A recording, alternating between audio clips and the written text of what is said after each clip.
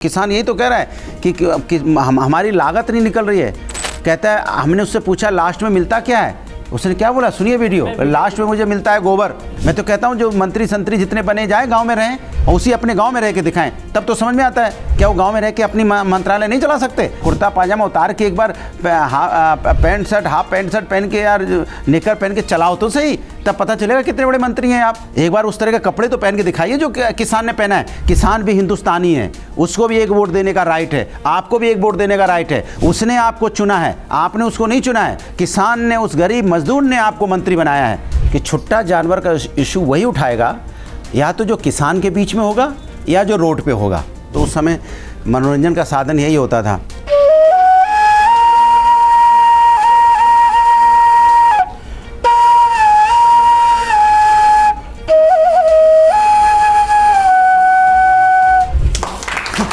सब पुरानी चीजें हैं। नमस्कार, किसान तक के विशेष प्रोग्राम न्यूज़ रूम किसान तक में आपका स्वागत है। मैं मनोज भट्ट। आज हमारे साथ एक विशेष अतिथि मौजूद हैं जिनकी एक पहचान टीवी डिबेट्स में एग्रेसिव प्रवक्ता की है, लेकिन इन दिनों सोशल मीडिया पर खेती किसानी से उनका प्रेम सबको अपनी ओर आकर्षित कर रहा है। जी हाँ, मैं बात कर रहा हूँ अनुराग भदौरिया जी की। सपा के राष्ट्रीय प्रवक्ता अनुराग भदौरिया जी हमारे साथ हैं। अनुराग जी, आपका बहुत बहुत स्वागत है। जी नमस्कार, बहुत बहुत नमस्कार। अनुराग जी, किसान तक में आपका स्वागत है। इसी के साथ हम सवालों का सिलसिला शुरू करेंगे।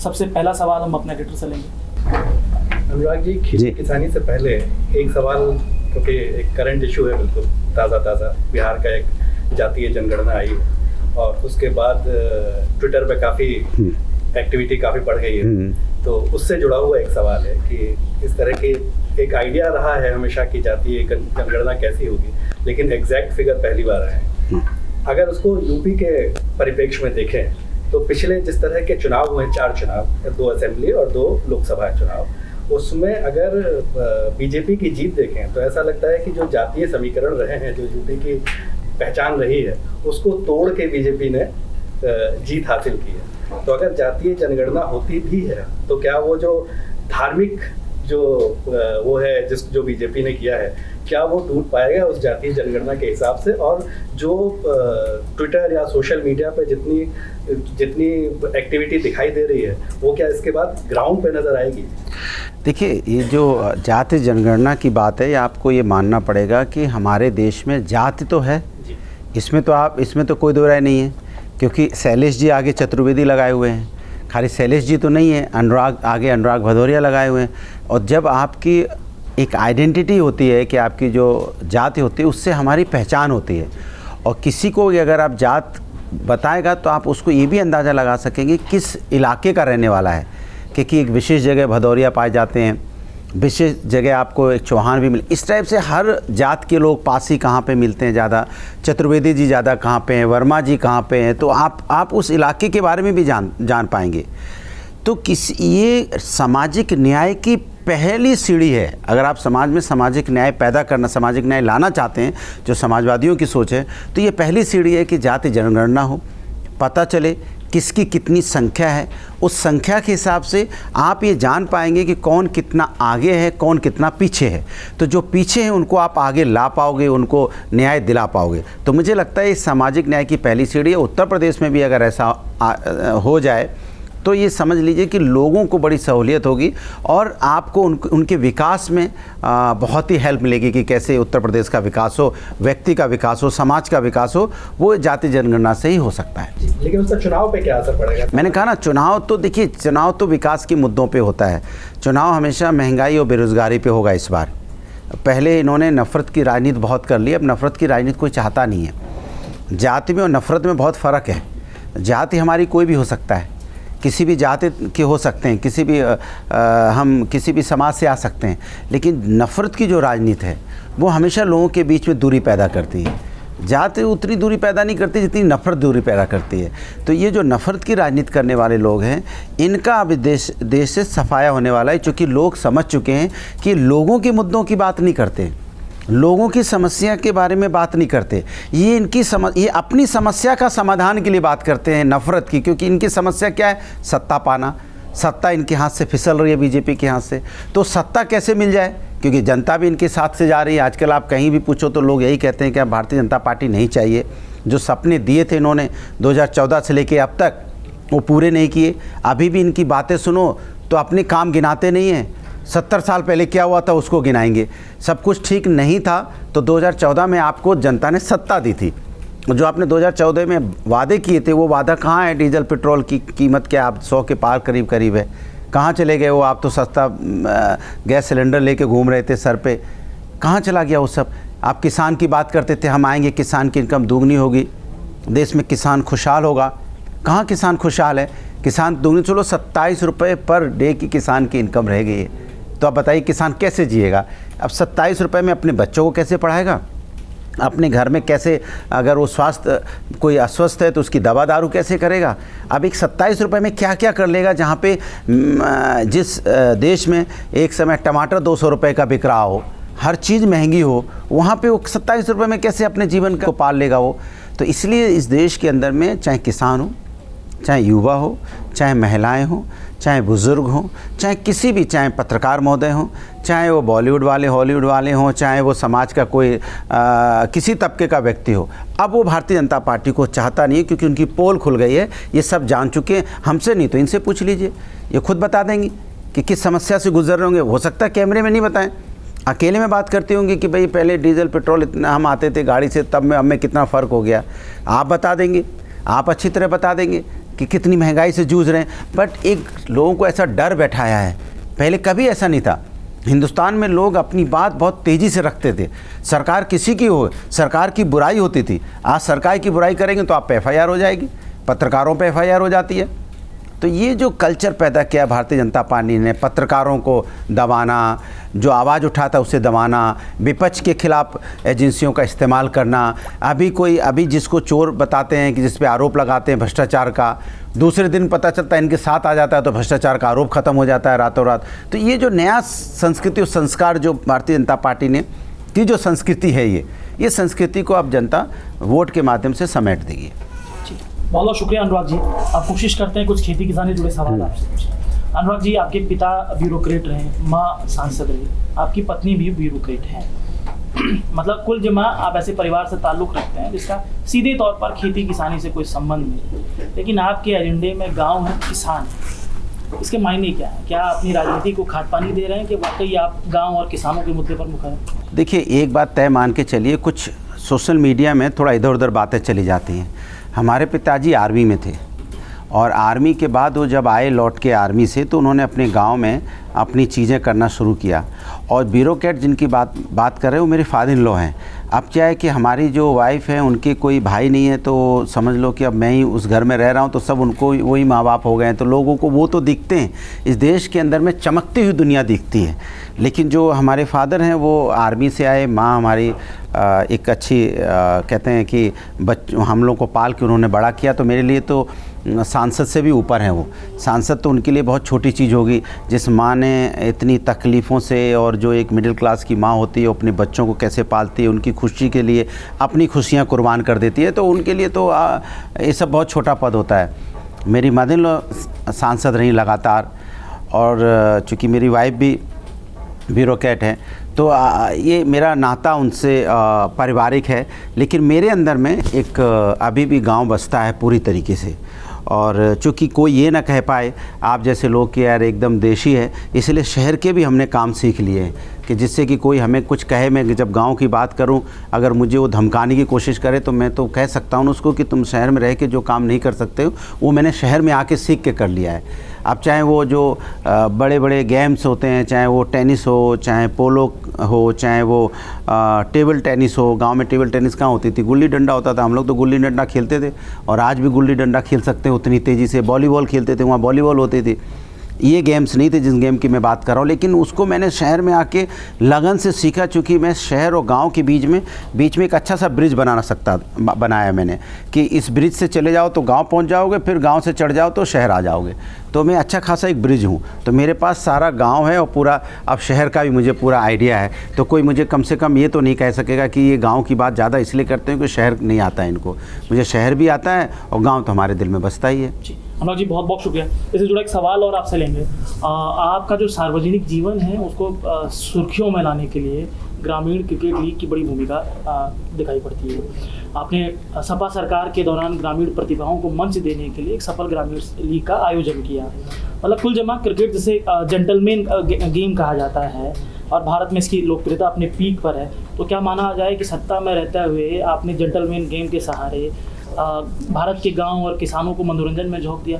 क्या ये कोशिश नहीं की जा सकती थी कि उस टाइम पर आप गांव, खेत, किसान और युवाओं को एक अच्छा मार्गदर्शन के तौर पर खेल के साथ मार्गदर्शन के तौर पर लेके जाएं? तो देखिए, खेल तो उनका मार्गदर्शक मैंने वही तो किया कि गांव और शहर के बीच का ब्रिज बना रहा था ना। जो गांव टैलेंटेड बच्चे हैं जो गांव में रहते हैं, क्रिकेट खेलते हैं, और वो क्रिकेट खेलते हैं बट उनके पास प्लेटफॉर्म नहीं है, बैट बॉल नहीं है, वो खेलेंगे कैसे? तो मैंने टेनिस क्रिकेट का एक जो गली क्रिकेट जिसको बोलते थे उसको मैंने IGCL में कन्वर्ट किया, इंडियन ग्रामीण क्रिकेट लीग।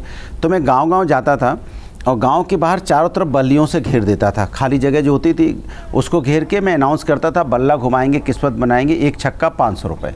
और मैं खुद ही वो माइक लिए रिक्शे पे, साइकिल पे बैठ के गांव-गांव 10 गांव, 20 गांव, 50 गांव, 100 गांव, 200 गांव खुद घूमता था, क्योंकि मुझे पता है दूसरा कोई प्रचार करेगा तो इतना कन्विंस नहीं कर पाएगा। वो बच्चे फिर खेलने इकट्ठे हो जाते थे और फिर वो चूँकि बात दूसरी, छक्का थोड़ा दूर होता था तो लगाने में उनको दिक्कत होगी, नहीं मिल पाएंगे। लेकिन जब उनका टैलेंट निकल के सामने आने लगता है तो उनकी जो एनर्जी थी, जो उनके अंदर में जो एनर्जी होती है वो कहीं नेगेटिव में कन्वर्ट ना हो, हमने उसकी कंस्ट्रक्टिव एनर्जी कन्वर्ट कर दी, ग्राउंड में ले आए। नहीं तो गाँव के चौराहे पर बैठ के वो फिर झगड़ा करेंगे, लड़ाई करेंगे। भाई 11th-12th का बच्चा है, पढ़ के आने के बाद उसके पास इतनी एनर्जी है, कहाँ जाएगा, कहाँ खर्च करेगा वो? तो हमने कहा ग्राउंड में आके खर्च करो। तो एक महीना वो टूर्नामेंट चलते थे और एक जगह कर लिया, जैसे मान लो हम करा रहे हैं, सपोज़ बनारस में करा रहे थे, तो बनारस के जो तहसील होते, एक तहसील में जा के गांव-गांव में करता था, तो 100-100, 200, 300 गांव में करता था। वहाँ से मैं प्लेयर इकट्ठे कर लेता था, अच्छे प्लेयर जो अच्छा खेलते थे, फिर उनकी टीम बनाता था, करीब 200-300 टीमें बन जाती थी। फिर उस डिस्ट्रिक्ट की टीम को मैं उस डिस्ट्रिक्ट के हेडक्वार्टर ले आता था। जब मान लो बनारस कर रहा हूँ या मैं इटावा कर रहा हूँ, तो सारी करने के बाद फिर वो इटावा उनके हेडक्वार्टर या बनारस हेडक्वार्टर में लाके फिर वो महीने भर तक होता था वहाँ पे। जो फिर टीम जीतती थी उनका पेपर में नाम होता था, प्लेयर सेंचुरी मारते थे, हैट्रिक करते थे, न्यूज़पेपर में आता था, प्रचार होता था। फिर वो आज की डेट में वो सारे प्लेयर 25,000 में, 30,000 में, 40,000 में दूसरी टीम से खेलने लगे और फिर धीरे धीरे वो अपने इंडियन टीम के लिए भी ट्राई कर रहे हैं। तो हमारा कहने का मतलब, मैंने उनको एक प्लेटफॉर्म दिया जिससे गाँव से निकल के शहर में आए, और वो जब जैसे डिस्ट्रिक्ट हेडक्वार्टर में आए तो उनको ड्रेस होती थी, बाकायदा परफॉर्म, माने बॉलीवुड का परफॉर्मेंस भी होता था, जिससे कि लगे कि वो किसी से कम नहीं है, उनके अंदर वो टैलेंट आए। और देखिए आज वो लड़के, हज़ारों लड़के आज देखिए वो अच्छा, जो कुछ नहीं थे आज वो एक टीम से खेलते हैं तो उनको अच्छे पैसे मिलते हैं। तो हमने उनको एक अच्छी जगह दी है और मैं कोशिश कर रहा हूँ कि IGCL को इतना बड़ा करूँ कि कुछ आपके माध्यम से मैं लोगों को भी कहूँगा कि आप लोग भी आइए, सपोर्ट कीजिए, जिससे कि गांव के लड़कों को अपना टैलेंट दिखाने का मौका मिले। IGCL और बड़ा हो तो देश के हर घर का बच्चा जिसके पास टैलेंट है वो आगे निकल जाएगा। और मैं तो ये भी कहूँगा कि और जो दूसरे स्पोर्ट्स हैं और दूसरे लोग भी इसमें आएँ, वो भी एक ऐसी टाइप की लीग शुरू करें गाँव से, जैसे फुटबॉल टाइप की कोई शुरू करे। भाई हमारे पास उतना संसाधन नहीं है, हम इतनी नहीं कर सकते, लेकिन जो सरकारें हैं वो तो इसके बारे में सोच सकती हैं। तो ये सरकार क्यों नहीं सोचती है? ये सारा दिन जो हम लोग को धर्म और जाति के नाम पे भिड़ाती रहती है, क्या उनके समझ में नहीं आता कि हमें कोई लीग शुरू कर दें, गाँव की लीग, जहाँ बच्चे खेलें? खाली खेलो इंडिया और ये सब मार्केटिंग से थोड़ी चलेगा। खेलो इंडिया में आपको गांव-गांव में जाइए ना, स्टेडियम बनाइए। गांव में इतनी जगह होती है, एक छोटी सी उसकी बाउंड्री बना के स्टेडियम बना दीजिए, एक वहाँ स्पोर्ट्स ऑफिसर रख दीजिए। फुटबॉल है, क्रिकेट है, बैडमिंटन है, खेलने दो बच्चों को, देखिए क्या टैलेंट निकलेगा। बच्चे एक से एक टैलेंटेड बच्चे हैं। मैं तो क्रिकेट लीग कराता हूँ, मैं देखता हूँ ना क्या टैलेंट है उनके अंदर में। क्या सरकार नहीं करा सकती? भाई हम तो कोशिश करते हैं कि हम आगे। सरकार की भी जिम्मेदारी होती है, जो सरकारें आई उनकी जिम्मेदारी है कि आप इस पर काम करो ना। 24 घंटा हमें लड़ाने का माहौल बनाए रहते हो, हर किसी को लड़ाते हो, तो कंस्ट्रक्टिव काम कब करते? एक बताइए किसी भी भारतीय जनता पार्टी की सरकार में कंस्ट्रक्टिव काम हो रहा हो तो मैं अप्रिशिएट करूँगा। अगर सरकार इस तरह के काम करेगी, गांव के बच्चे निकले के बाहर टैलेंटेड होगा तो हम लोग अप्रिशिएट करेंगे ना। अब जब मेडल जीतने वाले लड़कियां जब आप 2-2 महीना इसी बात पे बैठी रहेंगी कि हमको न्याय मिल जाए, तो क्या ये कंस्ट्रक्टिव काम करेंगे? वो उनको न्याय दिला दें, वही बहुत बड़ी चीज़ है। जो माहौल इस देश के अंदर में चल रहा है, हर चीज़ में राजनीति अच्छी नहीं होती। कम से कम स्पोर्ट्स में राजनीति मत कीजिए, एजुकेशन में राजनीति मत कीजिए, बच्चों के साथ राजनीति मत कीजिए। राजनीति हम लोग करते रहेंगे, बट कुछ फील्ड ऐसे हैं जिसमें राजनीति छोड़ दीजिए। अगर कोई गलत कर रहा है तो उसके खिलाफ कार्रवाई कीजिए, और ये बच्चों के टैलेंट को आप गाँव-गाँव ले जाके निकालने की कोशिश करें सरकार। बहुत शुक्रिया अनुराग जी। अनुराग जी, एक सवाल और लूँगा मैं आपसे। इन दिनों सोशल मीडिया पर जो आप पोस्ट डालते हैं उसमें गांव का जीवन भी है, तो वहीं आप खुद किसानी करते हुए भी दिख रहे हैं, लेकिन कुल जमा एक राष्ट्रीय प्रवक्ता, एक राजनीतिक होने के नाते किसानों की समस्याओं को वो वाजिब मंच आप देते हुए नहीं दिखाई देते हैं। ये मैं सवाल पूरा कर लेता हूँ, क्या ये समाजवाद की परिभाषा को पूर्ण रूप से समझा जाए कि ये समाजवाद है? जबकि समाजवादी पार्टी ने 2022 का घोषणा पत्र है उसमें खुलकर किसानों की सामाजिक सुरक्षा की बात की है। आखिरकार वजह क्या है कि आप किसानों के मोर्चे पर थोड़ा सा कमतर हैं? देखिए, हम किसानों की तो बात कर रहे हैं सारा दिन। अगर आज आपने किसान तक में मुझे इसलिए बुलाया है क्योंकि मैं और मुद्दों से हट के किसान, खेती, चारा काटते हुए, अगर हमें खेत जोतते हुए अगर मैं दिखाई पड़ा तो आपको लगा ना कि किसान की बात कहीं हो रही है। नहीं, वो तो आपका किसानी की बात आप कर रहे हैं, किसानों की समस्याओं, वही तो समस्या वहीं से तो आती ही ना कि किसान कितना परेशान है। हम तो बार बार इसी चीज़ को दर्शा रहे हैं। आप उसका वीडियो देखेंगे तो किसान यही तो कह रहा है, इस किसान उसमें यही तो कह रहा है। देखिए, अब किसान से मैं बात कर रहा हूँ तो किसान यही तो कह रहा है कि हमारी लागत नहीं निकल रही है। कहता है, हमने उससे पूछा लास्ट में मिलता क्या है, उसने क्या बोला, सुनिए वीडियो। लास्ट में मुझे मिलता है गोबर। वो कह रहा है लास्ट में जो बचता है मुझे वो है गोबर। सोचिए आप, ये किसान कह रहा है कि मुझे जो हम हरारा मतलब कहते हैं पशुओं को, बोले जो हरारा हम पाले हुए हैं और जो हम खेती करते हैं इसमें तो लागत नहीं निकलती, तो और इससे ज़्यादा क्या करें? इससे हम तो यही मैसेज सरकार से कह रहे हैं। मेरी सरकार तो है नहीं, हमारी सरकार, हम तो कहते हैं कि भाई उनको कुछ बच नहीं रहा है, आप उनके बारे में सोचिए, कुछ तो उनके बारे में कीजिए। वो कह रहे हैं कि मुझे गोबर बचता है, दूसरा कह रहा है कि मैं इसकी लागत नहीं निकल रही है, परेशान हो गए। कोई कह रहा है बच्चे की हम फीस जमा नहीं कर पा रहे हैं, कोई कह रहा है कि हमारी घर में लोग इतने बीमार हैं, हम किसानी करें कि हम सारा दिन हॉस्पिटल दौड़ें, या हॉस्पिटल दौड़ते हैं तो हमारी किसानी छूट जाती है। और एक तो ये कह रहा था मुझसे कि भाई हमें किसानी तो छोड़ो, मजदूरी मिलना मुश्किल हो गया है। मजदूरी बहुत, सारा दिन दौड़ते हैं तो मजदूरी मिलती है।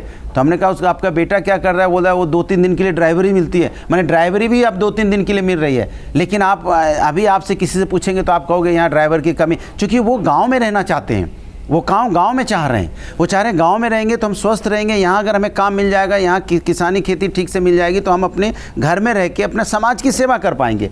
भाई अगर काम उनके गाँव में ही मिल जाए, अगर काम उनके गाँव में के पास मिल जाए तो अपने गाँव में रह के वो खेती किसानी भी करेंगे। भाई वो खेती किसानी का जो वो पैदा कर रहे हैं अनाज, हमारे आपके लिए तो कर रहे हैं, लेकिन ये वो जिम्मेदारी हम कहाँ सोच रहे हैं? जो व्यक्ति हमारे आपके लिए जीवन दे रहा है, सारा दिन धूप में, उसके पास पूरे कपड़े भी नहीं होते हैं। आप वीडियो देखिए, बनियान पहने हुआ है, वो नेकर पहने, बेचारे के पूरे कपड़े नहीं हैं, और वो आदमी हमारे लिए अनाज पैदा करता है और हम उसका अनाज को खा के शहर में चौड़े होकर घूम रहे हैं, लेकिन वो बेचारा अभी भी वहीं परेशान है। तो उसके बारे में बात कब होगी? क्या ये बात बीजेपी के नेता या सरकार मंच से नहीं बोल सकती? क्या ये दर्द, भावनाओं को, अगर ये जो दर्द है, क्या दर्द उनके समझ में नहीं आता कि सारे दर्द और जितने नेता हैं लखनऊ रहेंगे, बड़े नेता दिल्ली में रहेंगे, किसान के बीच में कौन रहेगा? मैं तो कहता हूं जो मंत्री संतरी जितने बने जाए गांव में रहें और उसी अपने गांव में रह के दिखाएं, तब तो समझ में आता है। क्या वो गांव में रह के अपनी मंत्रालय नहीं चला सकते? अरे एक दिन के लिए लखनऊ आइए, रहिए गांव में, नहीं रह सकते गांव में?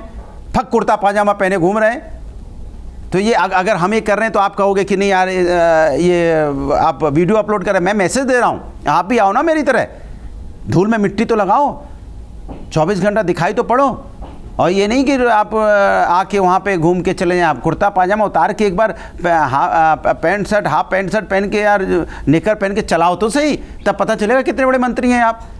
एक बार उस तरह के कपड़े तो पहन के दिखाइए जो किसान ने पहना है। किसान भी हिंदुस्तानी है, उसको भी एक वोट देने का राइट है, आपको भी एक वोट देने का राइट है। उसने आपको चुना है, आपने उसको नहीं चुना है। किसान ने, उस गरीब मजदूर ने आपको मंत्री बनाया है, आपने नहीं उसको कुछ दिया है। तो जिसने आपको दिया है तो आप उसके जैसे बन के दिखाइए मुझे, तब लगेगा कि आप कुछ कर रहे हैं। आप बन के दिखाइए ना एक बार। हम कहते हैं नाटक ही कीजिए, नाटक करके दिखाइए आप खेत में चल के, और वही नेकर शर्ट पहनिए, तब पता चलेगा दर्द क्या होता है। ये कहना आसान होता है, लेकिन नेकर और बनियान जब कोई मंत्री एक जो होंगे ना पहनेंगे, मैं तो कहता हूं उत्तर प्रदेश के आपके माध्यम से कि मंत्री जी आइए, जो किसान नेकर पहने हैं, जैसे बनियान पहने वैसे पहन के किसानी कीजिए, नाटकी कीजिए, तब पता चलेगा दर्द क्या होता है।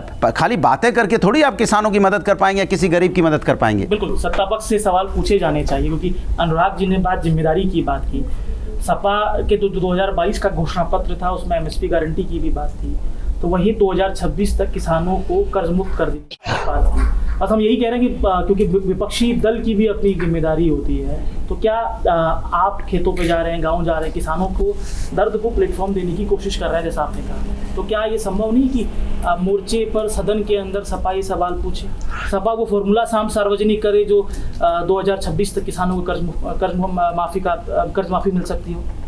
देखिए, हम लोग हमेशा लगातार, आपने देखा होगा कि जो किसान से संबंधित मुद्दे हैं, जैसे टमाटर, अगर आप टमाटर देखेंगे तो आपको पता चलेगा टमाटर की मैं ही सबसे पहले उसको उठाने वाला हूँ। इसलिए आपने देखा होगा, अगर आप मुझे फॉलो कर रहे होंगे तो उसमें हर बात पे हमने टमाटर का इशू उठाया है। हर बात पे मैं आलू का इशू उठाता हूँ कि किसान को उसकी लागत नहीं मिल रही है और शहर में महंगा है। तो आखिर गलती किसकी है? विपक्ष की तो नहीं है भाई। विपक्ष तो आवाज़ उठा रहा है, सत्ता पक्ष उसको समझे।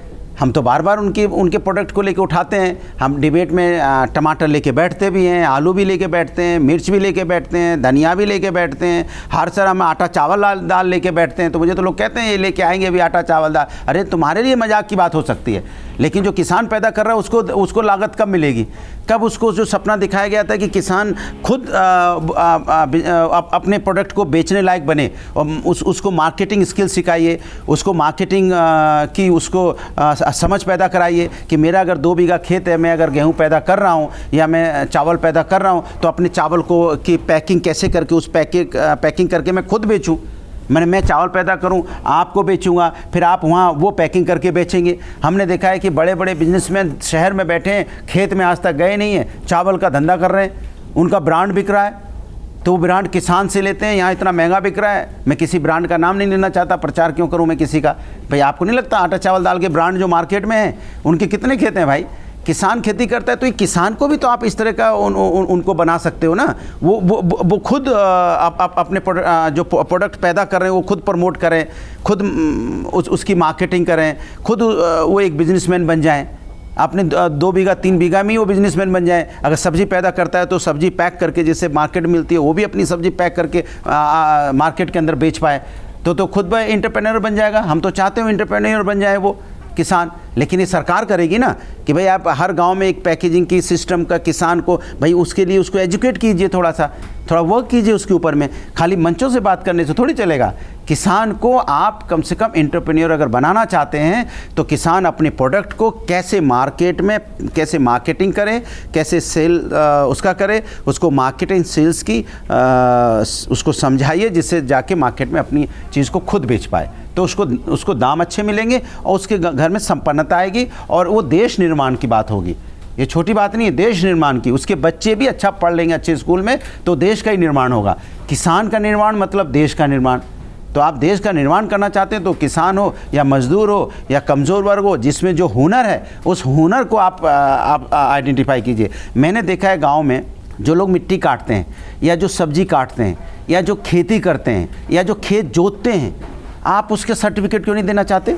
एक आदमी एक दिन में अगर 10 बीघा खेत जोत सकता है 2 घंटे के अंदर, वो उसका हुनर है ना। अगर एक आदमी 2 घंटे में अगर 1 बीघा खेत को काट सकता है मान लो, या 10 बीघा खेत काट सकता है, या 15 बीघा खेत काट सकता है, या 3 बीघा खेत काट सकता है, काटने का भी तो हुनर है ना उसमें। तो आप उसका एडवर्टाइज नहीं कर सकते कि राधे लाल किसान, कोई गांव का नाम दे दो, मठई गांव का, वो उसके अंदर इतनी बड़ी कैपेसिटी है कि 1 घंटे में 3 बीघा खेत काट सकता है। देखिए आप न्यूज़ बनेगी, उसकी वैल्यू बन जाएगी, उस आदमी की एक अपनी उसकी प्रोडक्टिव वैल्यू बन जाएगी, वो आदमी प्रोडक्टिव हो जाएगा। उसको लोग, आप जैसे लोग उसको जाए घर पहुंच जाएंगे उसका इंटरव्यू लेने के लिए। कमाल का आदमी भाई, 1 घंटे में आप 3 बीघा खेत काट देते हो, उसकी एक अपनी मार्केटिंग हो जाएगी। तो क्या ऐसा नहीं हो सकता क्या? वो भी तो एक उसकी वैल्यू है कि 1 घंटे में 3 बीघा खेत काटता है, या 1 घंटे में वो 4 बीघा खेत या यहाँ पे 20 बीघा खेत जोत देता है, या 1 बीघा में वो कम से कम नहीं तो 20 कुंटल अनाज पैदा कर देता है, या एक आम के पेड़ पे वो जैसे कम से कम 10 पेड़ में आम लगते हो, वो एक आम आम के पेड़ पे लगा सकता है, ये उसका हुनर है। उस हुनर को रिकॉग्नाइज़ कीजिए।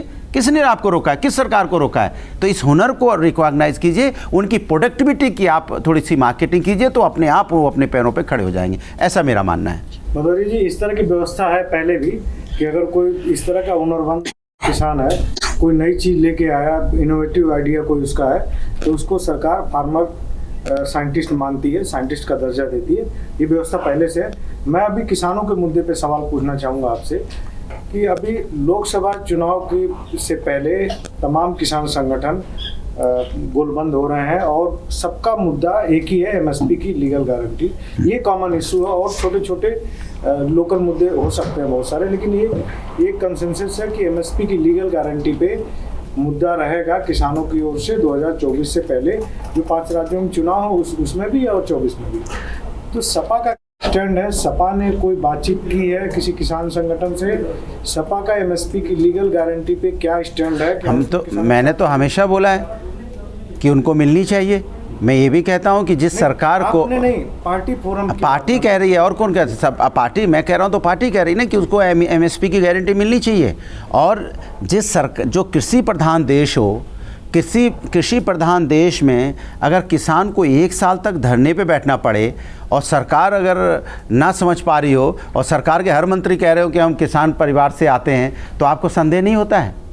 आप बताइए कि जिस कृषि प्रधान देश में अगर किसान 1 साल तक काला कानून के खिलाफ धरने पे बैठा रहे, बाद में कानून वापस हुआ, तो क्या 1 साल में जो किसानों की मौतें हुई या जो उसकी परेशानी हुई, तो इसके मतलब कि सरकार कहीं ना कहीं किसानों को लेके गंभीर नहीं है? गंभीर होती तो किसान को क्या 1 साल धरना, कृषि प्रधान देश की बात कर रहा हूँ, वहाँ 1 साल तक धरने पे बैठना पड़ेगा या एमएसपी की गारंटी लेने के लिए इतना चिल्लाना पड़ेगा? ये तो कृषि प्रधान देश में आदमी को वैसी गारंटी दे देनी चाहिए। तो कहीं ना कहीं सरकार की मंशा ठीक नहीं है। कहीं ना कहीं सरकार कुछ विशेष लोगों के लिए काम कर रही है। अगर वो किसानों के लिए काम कर रही होती तो ना आपको किसान तक में उठानी पड़ती है बात, ना हमें इतना चिल्लाना पड़ता, वो अपने आप उनके समस्या का समाधान हो जाता। लेकिन सपा की जो देखा जाए, आप किसानों की लीगल, उसमें एमएसपी की लीगल गारंटी की बात कर रहे हैं, किसानों की बात कर रहे हैं, सपा का किसान संगठन तो नहीं है, कोई दिखता ही नहीं किसान संगठन। सपा का किसान संगठन है, वो दिखता नहीं ना, बाहर नहीं दिखता है। क्यों? अब वो दिक्कत ये है कि नहीं, आजकल समस्या मैं बता रहा हूँ, आजकल समस्या ये है कि कुछ पत्रकार, मैंने उसको आपके लिए नहीं कह रहा हूँ, कुछ इतने डरे सहमे रहते हैं, उनका कैमरा हम लोग तक घूमता ही नहीं है। वो कैमरा घूमेगा तो को कैमरा ही बंद कर दिया जाए आने वाले दिनों में। आपकी बात नहीं कर रहा हूँ मैं, इन जनरली एक जनरल बात बनती है। अरे तो जनरल बात, अभी आपने क्या बोला? किसानों की बात अभी इन्होंने क्या बोला? हमने नहीं बोला, आपने ही बोला है कि लगातार आपकी वीडियोस हम देखते हैं किसानी करते हुए। तो मैं समाजवादी पार्टी से तो आ रहा हूँ, सुन लीजिए मेरी बात। नहीं पर्सनल नहीं, पार्टी के लिए, अरे बात पार्टी की है, मैं कोई पर्सनल नहीं करता हूँ कोई भी चीज़। भाई पार्टी में आदमी तो, पार्टी कोई व्यक्ति तो होता नहीं है जी, पार्टी व्यक्तियों का समूह होता है, तो वही उसी में हम भी हैं, उस समूह में हम लोग कर रहे हैं ना। आप बीजेपी का दिखा दीजिए कोई ऐसा। बीजेपी मैंने तो मोर्चा है बकायदा, वो अरे हमारा तो है ही, कांग्रेस का भी किसान, अरे हम समाजवादी का भी है, हमारा किसान मोर्चा भी है, टीचर संघ भी है, हमारा लीगल सेल का भी संघ है, हमारा तो प्रबुद्ध संघ भी है, हमारे तो सारे हैं। लेकिन दिक्कत है कि आजकल हम लोग की तरफ कैमरा कम घूमता है, वो हम लोग की तरफ सवालों का कैमरा घूमता है। जवाब हमें ही देना है, विपक्ष में तो भी हमें जवाब देना है, सत्ता में तो भी हमें जवाब देना है। सत्ता पक्ष वाले मौज में सो रहे हैं आराम से, कोई दिक्कत नहीं, हमको जवाब ही नहीं देना है। वो तान के सो रहे हैं क्योंकि उनको पता है हमारे पास सरकार है, जवाब है ही नहीं। उनकी ऐसी तरीका यही है बैठने का, क्योंकि हमें चूँकि जवाब तो मुझे ही देना है। जैसे होता ना, एक घर में अगर 4 भाई हैं तो आपने देखा होगा एक ही भाई है जो पूरे घर की जिम्मेदारी उठाता रहता है, 3 अपना मौज में, उनके पास अच्छा बहाना रहता है। एक भाई से पूछो, बेचारा परेशान है, वो कहाँ घर का ध्यान दे पाएगा, अपना ही उसका काम ठीक नहीं चल रहा है। फिर पूछो वो दूसरा वाला बाहर रहता है, वो अमेरिका में है, वो क्या माँ बाप को देख पाएगा। वो लोग तीसरा वाला कि वो जानते ही हो परिवार है, अपने बच्चों में इतना बिजी है कि, तो फिर वो चौथा वाला तो उसका भी परिवार है, सब कुछ है, फिर भी माँ बाप का ध्यान देता है। क्यों? क्योंकि वो जिम्मेदारी निभाता है। तो सवाल भी आप मुझसे इसलिए पूछते हो समाजवादियों की कि समाजवादी पार्टी समाज की जिम्मेदारी निभा रहे हैं। हम लोग वो चौथे बेटे हैं जो समाज की जिम्मेदारी भी निभा रहे हैं, इसलिए सवाल भी झेल रहे हैं। बीजेपी उन 3 बेटों की तरह है जो मौज में है, हमें कोई जिम्मेदारी नहीं है। ये सब जिम्मेदारी वो समाजवादी पार्टी की है। किसान की बात चिंता वो करें, महिलाओं की चिंता वो करें, युवाओं की चिंता वो करें, सब चिंता उन्हीं को करनी है। हमारे पास तो बहाना है ज़्यादा पूछोगे आप तो हम धर्म की राजनीति छेड़ देंगे, बस इतना बहाना हमारे पास है, बस ठीक है। जैसे नहीं बच्चा परेशान है क्या करें उसके अपने, तो इनके पास नफरत की राजनीति, इसी में आपको उलझा देंगे। लेकिन सेवा के लिए हम ही समाजवादी लोग, चौथा बेटा हम ही लोग हैं जो समाज की सेवा में लगे हुए हैं। किसान, मेरे कहने का मतलब ये है, जिस तरह से जैसे RLD है उसका एक फर्स्ट पहले ही देखने में लगता है भाई किसानों का मुद्दा उठा रही है, गन्ने का मुद्दा उठा रही है, और भी जो भी इशू आता है खाद पानी का मुद्दा उठा रहे हैं। हाँ। आप लोग छिटपुट उठाते हैं, लेकिन एक परसेप्शन जो बनता है कि किसान पार्टी वाला कि एक किसानों का एक एजेंडा है वो लेके सपा चलती है, उसमें ठीक है आपने MSP की बात की कि MSP के साथ आना है। MSP की बात हम करते हैं, नहीं बन पाता कि किसान, देखिए MSP की बात हम करते हैं, किसान की इनकम की दोगुनी की बात हम करते हैं, कैसे किसानों को गन्ना किसानों का पेमेंट हो उसकी बात हम करते हैं, किसान को MSP की गारंटी कैसे मिले उसकी बात हम करते हैं, किसान खुशहाल हो उसको कैसे पेंशन मिले, उसको कैसे इंश्योरेंस मिले। ये तो समाजवादी ने किसान बीमा योजना शुरू की थी कि अगर किसान की किसी की खेती या किसान की मौत हो जाती है तो उसको एक पॉलिसी मिलेगी, तो समाजवादी ने शुरू की थी। अभी सरकार ने उसको बढ़ाया, कितना नहीं बढ़ाया पूछ लीजिए सरकार से आप। भाई हमने तो उनको किसान बीमा किया था, आपने क्या किया है? आप हम तो यहाँ पे वृद्धा पेंशन भी देते थे, आपने वृद्धा पेंशन क्या दे रही है सरकार? ये हम वृद्धाओं के बारे में भी सोचते थे, किसान के बारे में भी सोचते थे, और युवाओं जैसे आप लोगों के बारे में सोचते थे। युवाओं को भी बेरोजगारी भत्ता दे रहे थे हम, यानी इन्होंने बेरोजगारी भत्ता भी ले लिया, वृद्धा पेंशन भी ले ली।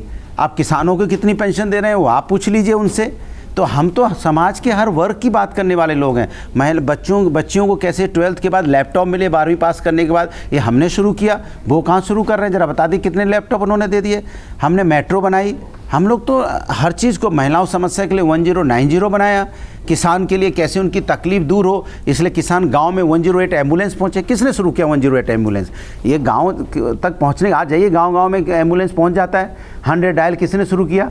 112 इन्होंने बना दिया। एक आप फ़ोन करो पुलिस आपके दरवाजे आती है, तो चौड़े हो के आप फ़ोन करते हो ना 112। इनको भी तो कुछ करना चाहिए था ना, और अच्छा नहीं करना चाहिए था। एम्बुलेंस वो जो हमने शुरू किया था, आपको नए एम्बुलेंस लेके आइए। ज़्यादातर रास्ते में आप जाओ तो एम्बुलेंस खड़ा मिल जाएगा आपको कि पंचर हो गया वो। भाई आप इमरजेंसी में जाएगा और पंचर हो जाएगा तो कैसे काम चलेगा? उनकी सारे एम्बुलेंस पुराने हो गए, नए एम्बुलेंस लेके आई जो 108 हमने शुरू किया था। ये गांव से संबंधित है, इसीलिए मैं कह रहा हूँ किसान से ही संबंधित हैं। भाई शहर में तो आदमी अपनी गाड़ी है, सुविधाएं पहुंच जाता है, गांव के किसान को ही 108 एम्बुलेंस की ज़रूरत पड़ती है कि उनके पास गाड़ी घोड़ा है नहीं, बेचारे किसान ही है, जल्दी से उनको लेके उनके हॉस्पिटल में कोई इमरजेंसी हो तो पहुंच जाए। या 100 डायल, गांव दूर सुदूर में रहते हैं, 112 गाड़ी अब 112 कर दिया। 1090 महिला समस्या समाधान के लिए। अब महिला अपनी समस्या का किसको फ़ोन करे? जो गाँव की भी लड़कियाँ हैं, किससे अपनी बात कहें वहाँ तो जानते हो। तो 1090 हमने शुरू किया था कि आप इस पर फ़ोन करके अपनी समस्या का समाधान कर सकते हैं। हम तो इशू बेस्ड पॉलिटिक्स करते हैं, बट दिक्कत है कि हम लोग मार्केटिंग इवेंट कम करते हैं, हम काम करते हैं और भारतीय जनता पार्टी काम कम करती है। आप माहौल मार्केटिंग इवेंट में आगे है। अब ये तय जनता समझ गई है कि मार्केटिंग इवेंट की ज़रूरत नहीं है, मदद की ज़रूरत है। अच्छा अनुराग जी, आपने यूपी का जो सपा मॉडल है, ठीक है, मैं यूपी वाले समाजवादी मॉडल की बात करूँगा, उसकी उपलब्धियों की बात आपने की। कायदे से अगर देखा जाए तो यूपी की जनसंख्या है वो कई यूरोप की कई कंट्रियों से ज़्यादा है। तो जो समाजवादी मॉडल है यूपी का, उसे ग्लोबल हम कह सकते हैं। अब समाजवाद की परिभाषा की अगर हम लोग बात करें तो प्रारंभिक तौर पर परिवार के बाद गांव, पंचायत, मोहल्ले, ये समाजवाद की प्रारंभिक चरण होने चाहिए। लंबे समय तक समाजवादी यूपी की सत्ता में थे, लेकिन समाजवादी के एजेंडे से पंचायतें गायब थी। जबकि संविधान ने पंचायतों को अधिकार दिए हैं, लेकिन पंचायती राज एक्ट करने में समाजवादी मॉडल फेल साबित हो गया। जबकि वही पंचायतें अपने आप में गांव, खेत, किसान का समस्याओं का समाधान का मंच बन सकती थी। तो आज भी है। नहीं, पंचायती राज मॉडल की बात कर रहा हूं। नहीं तो उसी की देखिए, उसी की बात कर रहा हूँ। समाजवादी पार्टी एकमात्र ऐसी पार्टी है जिसको गाँव की पार्टी बोली जाती है। ये मैं नहीं कह रहा हूँ, आप भी जानते होंगे कि समाजवादी पार्टी गांव की पार्टी बोली जाती है, जहाँ पे गांव से हम समाजवादी में जो भी आपको कार्यकर्ता मिलेगा ज़्यादातर गांव में मिलेगा। गांव के कार्यकर्ता है, गांव में बसता है वो हमेशा गांव की बात करता है। हमारे देख लीजिए आपको 90% गांव के कार्यकर्ता मिलते हैं। वो जो वहाँ पे प्रधानी का चुनाव लड़ेंगे, फिर वो जिला पंचायत का लड़ेंगे, फिर जिला पंचायत सदस्य का लड़ेंगे, फिर जितना चेयरमैन का लड़ेंगे, फिर पंचायत को कितना मजबूत, जो पंचायती राज जब हमारी सरकार थी तो पंचायती राज को हमने कितनी ताकत और पावर दिया था। हमारा पंचायती राज का मंत्री सबसे पावरफुल मंत्री होता था। जो हर चीज़ को अपने कहाँ पे ट्यूबवेल लगना है, कहाँ पे आप नल लगने, कहाँ हैंडपम्प लगने। हमने जनेश्वर मिश्रा एक योजना चलाई थी ग्राम आवास की, उसी के अंदर तो थी। सारे जितने भी गांव हैं सब पक्की रोड होंगे, लाइट होंगे, टॉयलेट होंगे और वहाँ बारात घर बनेगा, स्कूल बनेगा, हज़ारों गांव बने। इसी तरह हमने लोहिया ग्राम आवास योजना चलाई थी, ना जाने कितने हज़ारों गांव लोहिया ग्राम आवास में बने, जहाँ पक्की रोड बनेगी, लाइट लगेगी पूरे गाँव में। और आप जाइए गाँव के गाँव, इसमें लोहिया ग्राम आवास और जनेश्वर मिश्रा ग्राम आवास के माध्यम से हम लोगों ने उनको एकदम शहरीकरण जैसा कर दिया है। आप जाएंगे तो आपको गाँव लगेंगे कि गांव जैसा है। उसको कभी हमने नहीं देखा कि कभी उसकी खबर बनी हो। वो एक शौचालय की खबर बनाते हैं भारतीय जनता पार्टी। अरे आपने जो शौचालय बनाया वो आधे टूटे पड़े हैं, किसी में पानी है तो दीवार है, दीवार नहीं है तो पानी नहीं है या सीट नहीं है। हमने तो, आप जाइए आज भी वही मॉडल हमारा जो ग्राम लोहिया ग्राम आवास है, जो जनेश्वर मिश्रा ग्राम आवास के माध्यम से जो गाँव के विकास हुए हैं, जाइए आपको क्या गाँव लगते हैं, वो लगता है कि गांव है। सर सवाल यही है कि ना पंचायती राज संविधान ने पंचायतों को 19 विषयों के अधिकार दिए हैं। बात यही है कि आपने कहा कि हमने किया, पंचायतों ने कितना किया? पंचायत अरे हमने मतलब कितने अधिकार दिए? नहीं, पंचायतों के माध्यम से ही तो हो रहा है ना सब कुछ, क्योंकि हर जिले में पंचायत है, पंचायती तो सारा काम करेगी ना, कोई सरकार जाके थोड़ी करने लगती है। पंचायती अपना प्रपोजल भेजती है, पंचायत अपनी बात कहती है कि इस गाँव को लोहिया ग्राम आवास, वो हमने किया। अभी सरकार से पूछिए कि सरकार कितना करवा रही है, सवाल तो सरकार से होगा कि सरकार से पूछिए। देखिए दिक्कत है कि सारे सवाल आपको विपक्ष से है, विपक्ष सत्ता में नहीं है। आप सरकार से पूछिए आपने कितना मजबूत किया, आपने गांव कितने विकास किए, गांव के मॉडल कितने बनवाए, कितने जो गांव गोद लिए भारतीय जनता पार्टी के, जो बताया गया था हर मंत्री या एक गोद लेगा या जो भी एमपी हैं, कौन सा गांव एक आध मॉडल दीजिए। हमारे पास तो हज़ारों गांव लोहिया ग्राम आवास में, हज़ारों गांव जनेश्वर मिश्रा आवास में, और सैफी गाँव ऐसा है जो सबके सामने है। ऐसा मॉडल आप भी एक बना के दिखाइए ना, किसने रोका है? आप सैफी गांव के, हमें तो नहीं पता कि सैफी गांव में इलाज होने के लिए सिर्फ कुछ ही लोग जाते हैं, पूरा 200-200 किलोमीटर 300-300 किलोमीटर के लोग वहाँ जाते हैं। गांव में लोग वहाँ रहने लग गए। इटावा, मैनपुरी, भिंड, मुरैना, वहाँ पे ग्वालियर, एटा, अलीगढ़, अगर उसके बगल में चले जाइए तो जो वहाँ से लगी हुई डिस्ट्रिक्ट हैं फर्रुखाबाद, ये इस इलाके के दूर दूर से लोग वहाँ पे इलाज करा रहे हैं। और उनके गांव में चले जाइए तो कहते हैं हम लोग तो इतने खुश हैं कि यहाँ पे हॉस्पिटल बढ़िया सा चल रहा है तो हमारा इलाज हो रहा है। भाई इतना बड़ा हॉस्पिटल है, देखिए वहाँ पे बेड नहीं मिलते। कोविड के समय में या आज चले जाइए, आपको बल्कि उस पर सर्वे करना चाहिए। ऐसे हॉस्पिटल बनने चाहिए जिससे 200-200 किलोमीटर के लोग उसको वहाँ पर इलाज करा पाएँ। फ़ोन आते हैं, हम फ़ोन करते हैं तो जाके वहाँ पे बच्चे, जो गांव में बच्चों की मौतें हो जाती थी जब बच्चों का उनका जन्म होता था, आज देखिए कितना सुविधाएं वहाँ पे हैं। तो ये कौन है भाई, उसमें कौन इलाज करा रहा है? भाई वो सरकार का हॉस्पिटल है, सरकारी लोग करा रहे हैं, कोई व्यक्ति का तो है नहीं वो। तो हमने तो ये सपना देखा था कि मॉडल बनाया था, ऐसा मॉडल सरकार एडॉप्ट करे। एक मॉडल आप इसी टाइप का मॉडल बनारस के एरिया में बना दीजिए, सुदूर दूर में। इसी टाइप का मॉडल आप बुंदेलखंड में एक बना दीजिए तो 150 किलोमीटर कन्वर्ट हो जाएगा। इसी टाइप का मॉडल आप अवध में एक बना दीजिए, अवध रीजन में। आप पश्चिम रीजन में बना दीजिए ऐसा ही मॉडल। सरकार तो आपकी द्वारा भी है, ऐसे सैफी जैसे गांव का मॉडल बनाइए ना। अगर आपने 8-10 ऐसे मॉडल बना दिए तो पूरा उत्तर प्रदेश कवर हो जाएगा। भाई एक मॉडल 150 किलोमीटर का कवर करता है कम से कम। भाई हॉस्पिटल 150 लोगों को कवर करता है। वहाँ पर जो स्पोर्ट्स कॉलेज है वो भी कम से कम इतनी 150 किलोमीटर के एरिया का, 200 किलोमीटर के एरिया का कवर करता है। और वहाँ पे जो मेडिकल कॉलेज तो पूरे उत्तर प्रदेश से स्टूडेंट आते हैं। खैर, और जो वहाँ पे स्टेडियम हमने बनाया था वहाँ पे बच्चे, तो इसी तरह के स्टेडियम आप पूरे उत्तर प्रदेश के हर रीजन में बनाइए ना आप मॉडल। किसने आपको रोका है? तो आप उसको नेगेटिव के हिसाब से प्रचार करते हो कि अपना ही गाँव डेवलप। अरे ये मॉडल है, आप भी करो ना। मैं तो कहता हूँ गोरखपुर में बनाओ ऐसा एक मॉडल। मैं तो कहता हूँ जहाँ से पहले मुख्यमंत्री थे वहाँ बनाओ। अलीगढ़ से भी एक मुख्यमंत्री थे, वहाँ से ही बनाओ। चंदौली से क्या वहाँ भी बनाओ। किसने रोका है? भाई आप करना कुछ नहीं चाहते, दूसरे उंगली उठाएंगे ऐसे करके। वो देखिए उन्होंने, अरे वो थोड़ी उसमें जा रहे हैं। कितने लोग जाएंगे? अगर मान लो नेताजी ने बनवाया था तो नेताजी इलाज कराते थे उसमें। कमाल की बात है भाई, गरीब आदमी इलाज कराता है, उसको कोई नहीं दिखाएगा, कोई नहीं दिखाएगा ना उसके बारे में चर्चा करेगा। टीवी पे चलाएंगे कि सैफी गांव को, अपने गांव का विकास कर दिया, अपने गांव पे प्लान। अरे अपने गांव पे प्लान, अरे वो तो पूरी इलाके का डेवलपमेंट होता है। अगर किसी इलाके से, जहाँ पे वो नोएडा में जो एयरपोर्ट बन रहा है, अरे किसी नेता का अगर होता तो ये थोड़ी कि उसका नेता का है।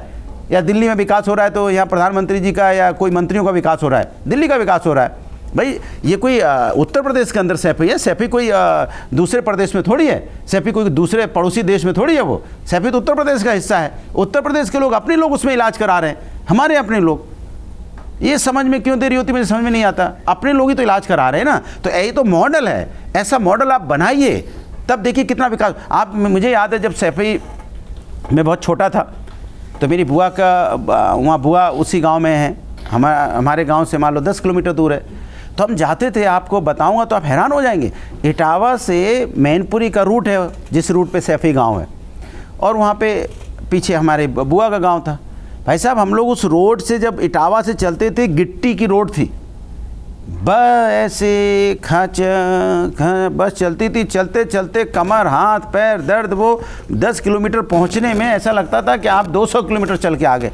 उसके बाद आप चूँकि बुआ के घर जा रहे हो तो हम लोग पला लेके जाते। पला मतलब समझते हो, लड़की की जो विदाई होती है तो उसमें पूड़ी गुना होते हैं, गुना गांव के हो गए तो गुना जो गोल गोल गुना, वो सब हम सर पे लेके चलते थे। सर कल्लाना मतलब समझते हो, सर कल्ला जाता था, मतलब वो टोकरी लेके चले जा रहे हैं वहाँ से, माने रोड से उतर के बस से उतरे, बस से रोड से उतर के 4-5 किलोमीटर पैदल चलना है।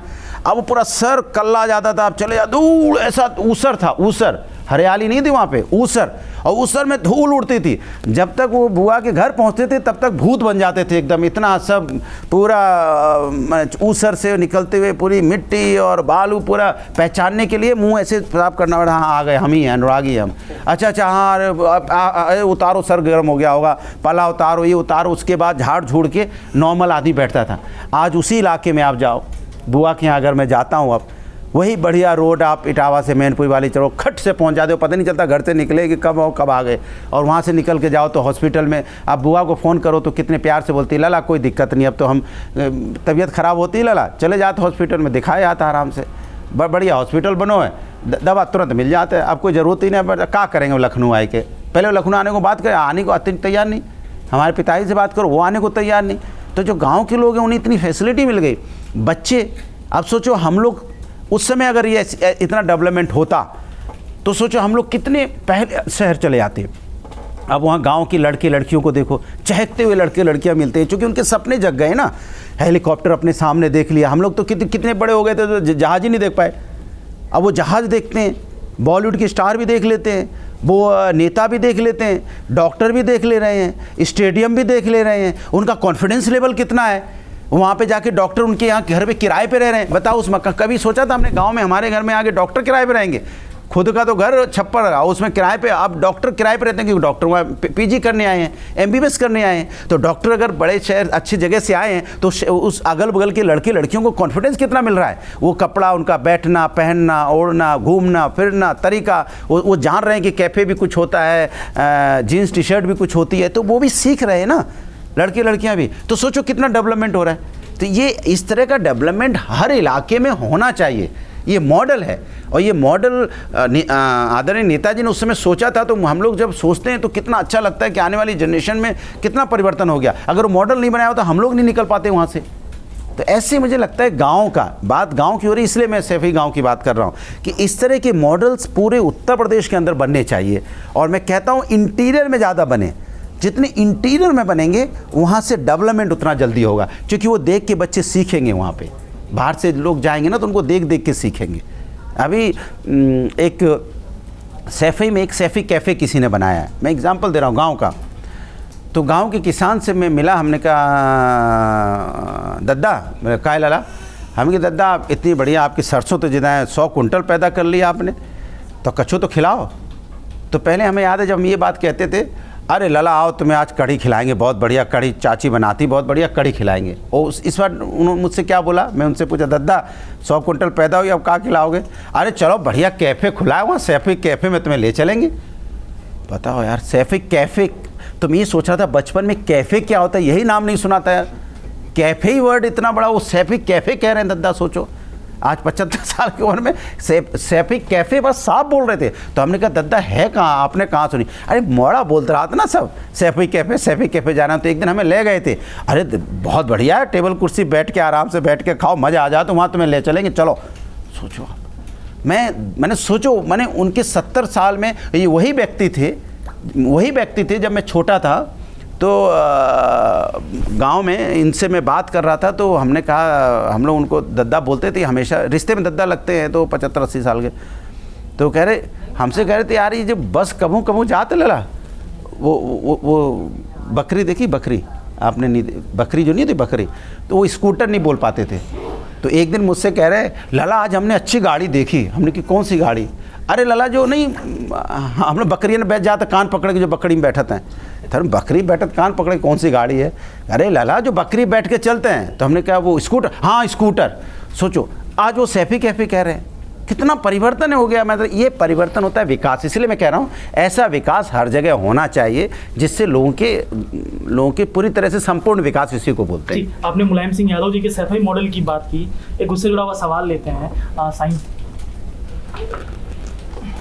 सर हमने मुलायम सिंह यादव जी का दौर भी देखा और अखिलेश यादव का भी दौर देखा कि उन्होंने किस तरह पार्टी को संभाला, कैसे फिर आपके परिवार में लड़ाइयाँ हुई, कैसे विवाद बढ़े। मैं ये पूछना चाहता हूँ कि जब मुलायम सिंह यादव के नेतृत्व में और अखिलेश यादव के नेतृत्व में आप कितना फ़र्क देखते हैं, और ज़मीन पर समाजवादी अब नज़र क्यों नहीं आती? क्यों सिर्फ समाजवादी पार्टी, क्योंकि जब मुलायम सिंह का दौर था कोई बात हो जाती थी, सत्ता पक्ष कुछ करता था तो मुलायम सिंह उस पर हावी हो जाते थे ज़मीन पर उतर कर। अखिलेश यादव मॉडर्न ज़माने के तो वो सिर्फ ट्विटर पर हावी होते हैं, वो ज़मीन पर नहीं आ पाते। तो क्या ये फ़र्क जो है वो समाजवादी पार्टी पर भारी पड़ रहा है, और इसी की वजह से पार्टी जो है अपना ग्रामीण क्षेत्रों में, आपने कहा हमारा कार्यकर्ता रहता है, तो वो अपना विश्वास खोती हुई नजर आ रही है? यही वजह है कि पिछली 2 बार से सत्ता से बाहर हो गया। बिल्कुल सही आपने कहा, यही वजह है कि हम ग्रामीण इलाके में अभी घोसी के चुनाव 43,000 वोट से जीते हैं, चूँकि हम गाँव में रहते हैं। और जो ट्विटर वाली आपने बात बोली, ये सोशल मीडिया पर बीजेपी रहा करती थी और आज भी रहती है। तो अब बीजेपी जब सोशल मीडिया पे रहती है, बीजेपी का कौन सा नेता कहाँ का किस गांव में जाता है और आप भी जानते हो। और कैसे बीजेपी के नेता भी कह रहे थे, आपने एक विजय वर्गीस, क्या नाम उनका है, मध्य प्रदेश के एक नेता हैं, वो कह रहे थे अरे हम तो बड़े नेता हो गए, अब कहाँ प्रचार हाथ जोड़ के मांगेंगे, हाँ जनता से कौन हाथ जोड़ते घूमेगा, हेलीकॉप्टर से आएंगे, 4-5 मीटिंग करेंगे, हाथ हिलाएंगे, चले जाएंगे, अब कहाँ, अभी इतने बड़े हो गए, अब पब्लिक से हाथ कहाँ जोड़ें।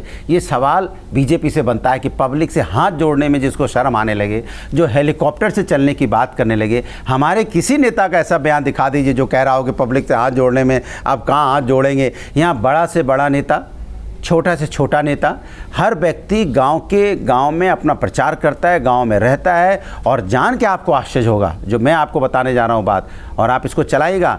अखिलेश यादव जी का अगर कहीं मन लगता है तो गांव में लगता है, वो जैसी मौका मिलता है सैफी भाग आते हैं, कि सैफी से उनको वहाँ पे अगल बगल के गाँव आ जाते हैं, क्योंकि वो हमेशा सैफी रहे हैं, वो गाँव में ही रहे हैं।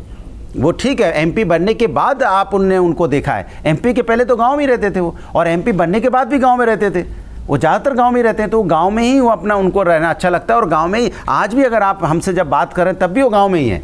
तो एक ऐसे नेता हैं, कोई दूसरा नेता आप दिखा दीजिए इस हिंदुस्तान में कि राजनीति में जो एक बड़े ओहदे पे पहुंचा हो और गांव में रह रहा हो, एक नेता का नाम बता दीजिए। कोई अपने गाँव में रह रहा हो, एक नेता बताइए जो अपने गाँव में आज भी रहता हो, चीफ मिनिस्टर बना हो या प्राइम मिनिस्टर बना हो या बड़े पद पर आया हो, एक नेता बता दीजिए जो गाँव में रहता हो। अखिलेश यादव जी आज भी गांव में रहते हैं, कोई नेता का नाम बताइए आप। मैं तो चैलेंज करता हूं, सब वो दिल्ली में जहां जिस पद पे बने उसी पद पे वहीं बैठ गए। पहला नेता है जो गांव में रहता है, लिटरली रहते हैं गांव में, वहीं उनका मन लगता है। मौका बस मिलना चाहिए, क्योंकि अब चूँकि जिम्मेदारी ज़्यादा होती है तो हर जगह जाना है। और आप देखिए उनके लास्ट 30-35 दिन के, आप उनका या लास्ट 2 महीने का आप देख लीजिए। 2 महीने अगर 60 दिन है तो 30-35 दिन वो गाँव में ही हैं। मैंने अपने गांव में तो हैं ही, प्लस आप लखीमपुर गए, सीतापुर गए, अभी आप 5 दिन का ही उठा लीजिए। देखिए मैं नहीं कह रहा हूँ ये बात, आप अपने गूगल पर उठाइए ना। सीतापुर थे, फिर बाराबंकी गए, फिर गोंडा गए, फिर वहाँ बनारस होके आए, फिर सुल्तानपुर गए, अभी जो मर्डर हुआ था सुल्तानपुर से होके आए, जौनपुर गए, अभी 2 दिन पहले नोएडा थे, किसी की डेथ की यहाँ, किसके यहाँ गए थे भाई? ये कार्यकर्ता, एक मामूली कार्यकर्ता के फादर के यहाँ गए थे, सुल्तानपुर में भी एक मामूली कार्यकर्ता के यहाँ गए, लखीमपुर में भी मामूली कार्यकर्ता के यहाँ गए, सीतापुर में भी मामूली कार्यकर्ता के यहाँ गए, बाराबंकी में मामूली कार्यकर्ता के यहाँ गए, गोंडा में मामूली कार्यकर्ता के यहाँ गए, अयोध्या में मामूली कार्यकर्ता। वो तो कार्यकर्ता, आप बीजेपी का कोई नेता बताइए जो इस पद पर रहने के बाद या पार्टी का राष्ट्रीय अध्यक्ष हो, जो इतना ज़्यादा फ्रिक्वेंटली विजिट कर रहा हो अपने कार्यकर्ता पे। तो परसेप्शन बीजेपी बनाने की कोशिश करती है। जैसे मैंने आपको बोला ना, एकमात्र नेता हैं जो सुबह 5, सवा 5 बजे उठ के वो अपना काम शुरू कर, एकमात्र नेता। नहीं तो कभी आप में से जो एडिटर लोग होंगे उनको पता होगा, जब भी फ़ोन मिलाते होंगे तो 6 बजे तक तो उनकी बात हो जाती होगी। एकमात्र हैं। लेकिन परसेप्शन क्या बनाते हैं बीजेपी वाले? अपने हिसाब से परसेप्शन बनाते हैं। अरे वो 5 बजे उठने वाले व्यक्ति, 10:30 में सोने वाले व्यक्ति, जिनको कोई, नेताजी का भी यही था, पूरे परिवार का यही उनका रूटीन है और हमेशा अवेलेबल है। कौन ऐसा व्यक्ति, कौन बताइए, कौन एक चीफ मिनिस्टर, प्राइम मिनिस्टर बताइए जो मोबाइल पे जितना अवेलेबल है जितने अखिलेश यादव जी हैं। या आपने ट्विटर की बात की, सोशल मीडिया पे आप कोई खबर डालोगे तुरंत देख लेंगे ना। आज की कनेक्टिविटी क्या है? जो जिसको आप नेगेटिव बोलने की कोशिश कर रही है भारतीय जनता पार्टी, मैंने आप मतलब वही तो हमारी कनेक्टिविटी है। आज अखिलेश यादव जी को टैग करके आप लिखोगे तुरंत देख लेंगे ना कि मेरा यहाँ पे मुसीबत, दिक्कत क्या है। या उनका मोबाइल 24 घंटा ऑन रहता है। आप कहो तो मैं अभी इसका प्रूफ करके दिखा सकता हूँ कि अभी मोबाइल मिलाऊंगा तो अभी उठा लेंगे वो। अगर हम लिख देंगे इंपॉर्टेंट, वो आपको लिखना पड़ेगा इंपॉर्टेंट। ऐसे तो दिन भर लोग इंपॉर्टेंट लिखो तुरंत कॉल बैक आएगा। अपने कार्यकर्ता का ध्यान रखने वाला नेता अगर कोई है, मैं इसलिए नहीं कह रहा हूँ कि मैं समाजवादी पार्टी से तो हूँ ही, लेकिन वो सच में मैं कह रहा हूँ कि वो ये जो ये लोग हैं ये बाकी तभी इतने दिन से सर्वाइव कर रहे हैं। सर मतलब मैं ये कहना चाहता हूँ कि जैसे जमीन पर आप लोग विरोध किया करते थे, कोई आज भी करते हैं सर, लेकिन वो आधे, अरे दिखता इसलिए नहीं, आधे ज़्यादा हम, आप लोग भी FIR और नहीं FIR से ज़्यादातर तो जेल में ही है। वो यहाँ प्रदर्शन करते हैं और जेल चले जा रहे हैं। और आप देखो तो सही कितने प्रदर्शन कर, आप जेल में जाने वालों की आवाज़ क्यों नहीं उठा रहे? अरे उनकी भी उठा रहे हैं। आजम खां की आपने सर क्या बात कर रहे हो? आजम खां की आवाज़ हम ही लोग नहीं उठा रहे तो कौन उठा रहा है? ऐसा बता रहे हो। ये परसेप्शन, ये बीजेपी का सवाल है, आपका नहीं है। वो माहौल बनाने की कोशिश करते हैं भाई। अरे कमाल बात कर रहे हो, हम नहीं लड़ रहे तो कौन लड़ रहा है? तो सर जमीन पे विरोध प्रदर्शन क्यों ना? अरे विरोध हो तो रहा है। अगला सवाल लेते हैं। अगला सवाल नयन जी की तरफ से। नयन जी सर, आजकल टीवी डिबेट का माहौल पूरी तरह से बदल गया है। पहले जो शांतिपूर्वक तरीके से डिबेट होते थे, अब धक्का मुक्की होने लगी, कई बार मारपीट भी देखी गई, मुकदमे तक होने लगे प्रवक्ताओं पे, आप पे भी हो चुका है। तो ऐसी स्थिति से निपटने के लिए क्या किया जाता है? मैंने आपको फिर बोला, दोबारा रिपीट कर रहा हूँ, देश के अंदर में जो हमारी एक संस्कृति थी, एक दूसरे का हमारा विरोध हो सकता है, हमारी विचारधारा नहीं मिलती है, कोई दो राय नहीं। हम पार्टी आमने सामने लड़ते थे, हमारी विचारधारा के लिए हम लड़ते थे, लेकिन किसी का मनभेद नहीं था। मतभेद था सबका, मनभेद नहीं था। अब Bharatiya Janata party personally attack करती है। FIR पहले कभी हुई है? इसके पहले ज़रा बताइए आप, कितनी FIR हुई है 2014 के पहले? कितनी FIR हुई है?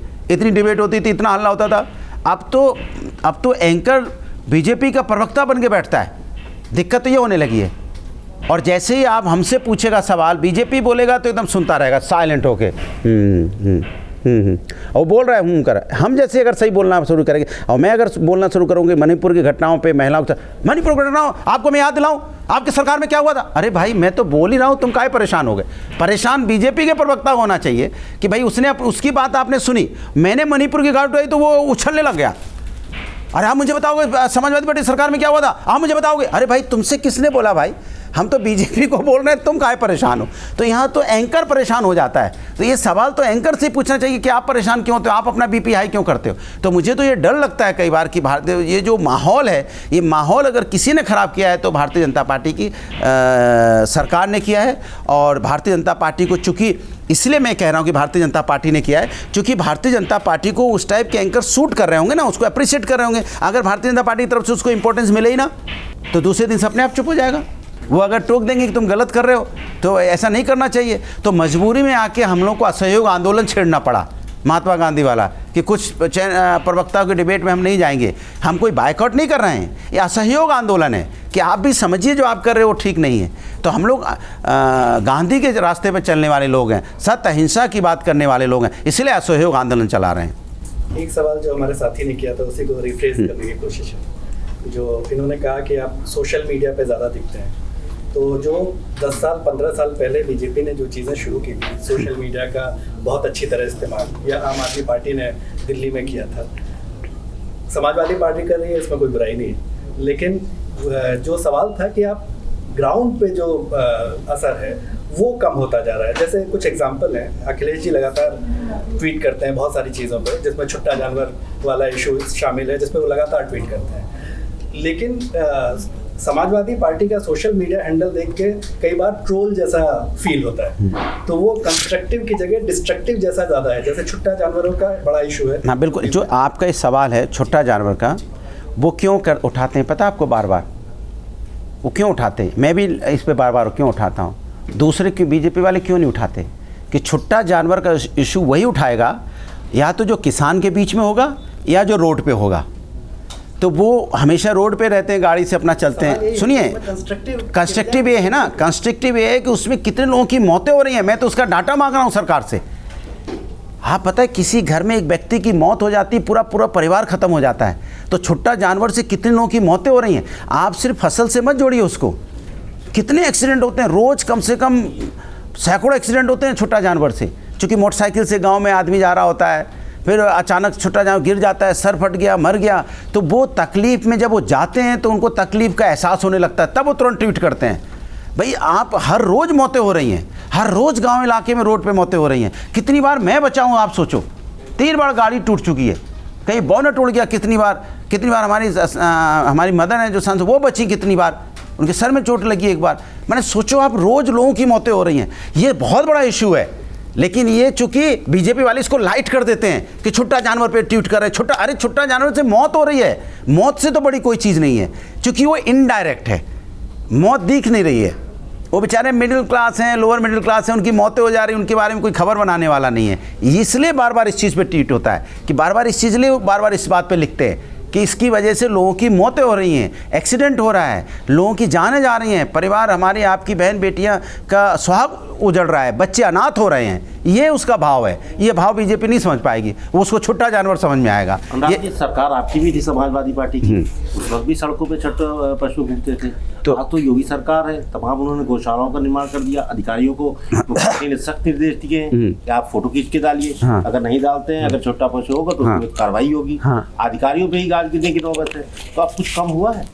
एक आध आप बता दीजिए ना, कहीं आप बता दीजिए कि परसों तो आपके राष्ट्रीय अध्यक्ष जी ने डाल दिया ट्वीट। हाँ तो वही तो घटना को लेकर। अरे तो मैं कह तो रहा हूँ कि लगातार हमारी सरकार को देख लो, अब की सरकार को देख लो, जानवर तब ज़्यादा थे कि अब ज़्यादा है रोडों पे। आप बताइए ना, आप इस पर रिपोर्ट कीजिए।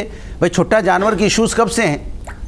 भाई बीजेपी की सरकार के समय तो छुट्टा जानवर के इश्यूज़ चल रहे हैं ना लगातार। 2024 में किसान कितना बड़ा गेम चेंजर होगा? देखिए इस बार किसान इस बार मैं कहता हूँ, किसान इस बार देश में सरकार बदलने जा रहा है। किसान अपनी सरकार लाने जा रहा है और अपनी सरकार किसान लाएगा, और इंडिया जिसको जीतेगा कहते हैं, जुड़ेगा भारत, जीतेगा इंडिया। तो इस बार इंडिया जीतेगा। और ये जो एनडीए वाले हैं जिन्होंने जितने झूठ जुमले दिए हैं, इनको वोट के माध्यम से यही किसान, यही युवा, यही महिलाएं, यही हमारे समाज के लोग उनको सत्ता से बाहर करेंगे। जी बहुत बहुत शुक्रिया अनुराग जी। आपकी धुआंधार बैटिंग से एकदम न्यूज़ रूम का माहौल गर्मा गया है। थोड़ा सा तासीर ठंडा करने की कोशिश करते हैं। आप एक छवि पर एक एग्रेसिव प्रवक्ता की हुई है। कई टीवी डिबेट में प्रवक्ताओं के साथ आपकी हुई तकरार जो है हमने देखी है, सबने देखी है। लेकिन आपकी इमेज का एक छिपा हुआ जो रूप है वो सबसे छिपा हुआ। आप डॉक्टर भी हैं, डॉक्टर बांसुरी के हैं, PhD आपने बांसुरी से की है। नहीं PhD हमने कॉर्पोरेट गवर्नेंस इंडिया चाइना पे की है। अच्छा, बांसुरी से हमने विशारद की है। बांसुरी से आपने विशारद की है। एक कला प्रेमी कैसे राजनीति में आ गया, और हम चाहेंगे कि बांसुरी के साथ एक मुकम्मल जुगलबंदी आप हमारे मन। नहीं अब तो बरसों हो गए छोड़े, लेकिन मैं फिर भी आप जब कह रहे तो इतने साल हो गए मुझे बांसुरी छोड़े हुए। अच्छा आपने अच्छी है, धन्यवाद, आप रखे तो हैं। बांसुरी मुझे छोड़े बहुत साल हो गए। अब कहाँ बांसुरी बजाने का मौका मिलता है। मैं कोशिश करूँगा कि आप थोड़ा बजा दूँ, तो अगर बज पाएगी तो, अगर बज गई तो ठीक है। पहले तो मैं बहुत बजाया करता था, क्योंकि हम लोग गांव में चंबल में मेरा गांव है, तो हम लोग गांव में टैना लेके जाते थे। टैना मतलब आप समझते होंगे। नहीं टैना होता है कई सारे जानवर, जिसमें 10-15 गाय, 10-15 भैंस, बकरियां, तो सब टैना ले जाते थे हम लोग। तो जंगल में छोड़ देते थे 4-5 घंटे, मतलब गाय चरती थी, तब तक हम लोग ईंधन काट लेते थे। तब तो लकड़ियों से ही होता था, ईंधन काट के लेके आना होता था। तो उस समय मनोरंजन का साधन यही होता था भाई गांव में मनोरंजन क्या हो, तो बांसुरी आंसुरी कभी बजा ली, थोड़ी देर लोगों से गप आपस में हो गया, फिर चले आए शाम को धूल उड़ाते हुए, गाय भैंस धूल उड़ाते हुए घर पहुंच जाते थे। तो रूटीन ऐसे ही हुआ करता था। अब धीरे धीरे चूँकि सब कुछ बदल रहा है, अब बांसुरी छूट गई, अब चूँकि सब कुछ म्यूज़िकल हो गया, तब तो टेप रिकॉर्ड और ये जो क्या है अब डिजिटल विजिटल कहाँ था यार, यही सब जो आप कर, इसीलिए मुझे इतने सारे गेम्स आते हैं, इतनी सारी चीज़ें मैं करता हूँ, क्योंकि मुझे लगता है कि ये आपको एनर्जी को सही डायरेक्शन में ले जाते हैं। तो विशारद आपने कब की इसकी? मैंने विशारद तो खैर बाद में किया, लेकिन बजाता मैं पहले छोटी बांसुरी जो हुआ करती थी, ये तो बड़ी है खैर, तो हम लोग अपना बजाते थे। ऐसे ही गाँव के लोग कोई चीज़ कोई एवं ही सब सीख गए हैं, मैंने कुछ कोई ट्रेनर नहीं रहा है।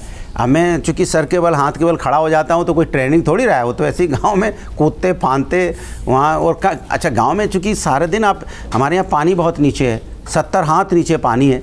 अब एक बाल्टी अगर पानी निकालना है तो आपको रस्से में बांध के 100-200 किलोमीटर तो खींचना है, तब तो एक बाल्टी पानी निकलेगा। तो वो सुबह उठ के गर्मी पता नहीं चलती थी, इतनी ठंड पड़ती थी, तो 4:30 बजे उठ के वो नंबर कुएँ पे लगाना है। सबसे पहले कुएँ पे नंबर लगाओ और बाल्टी खींच के ले जाओ।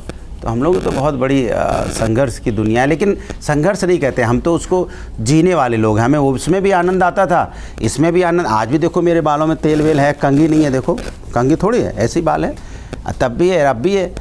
हम तो हमारी ज़िंदगी बहुत सिंपल है। अब मैं एक घर में मैं जिस रूम में रहूँगा आपको एसी नहीं मिलेगा, बेड नहीं मिलेगा, अपने आप भी देखो हाथ में कोई घड़ी वड़ी नहीं मिलेगी, कोई सिस्टम नहीं मिलेगा। मेरा बहुत रफ एंड टफ मामला है, तो इतना मुझे इसी में अच्छा लगता है। ठीक, एक मुकम्मल जुगलबंदी। मैं एक जुगलबंदी क्या बजा के देखता हूँ, अगर बज गया तो।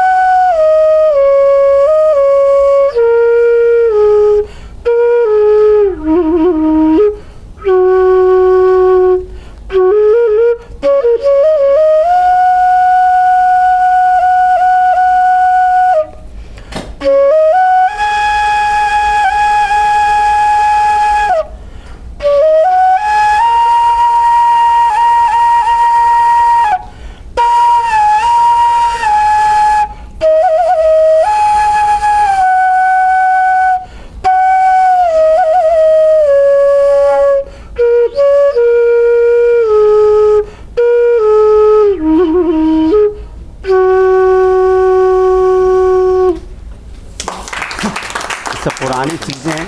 अगर ये वीडियो आपको पसंद आया है तो इसे लाइक ज़रूर करें। अगर चैनल अभी तक सब्सक्राइब नहीं किया है तो कर लें और नोटिफिकेशन पाने के लिए बेल आइकन भी दबा दें।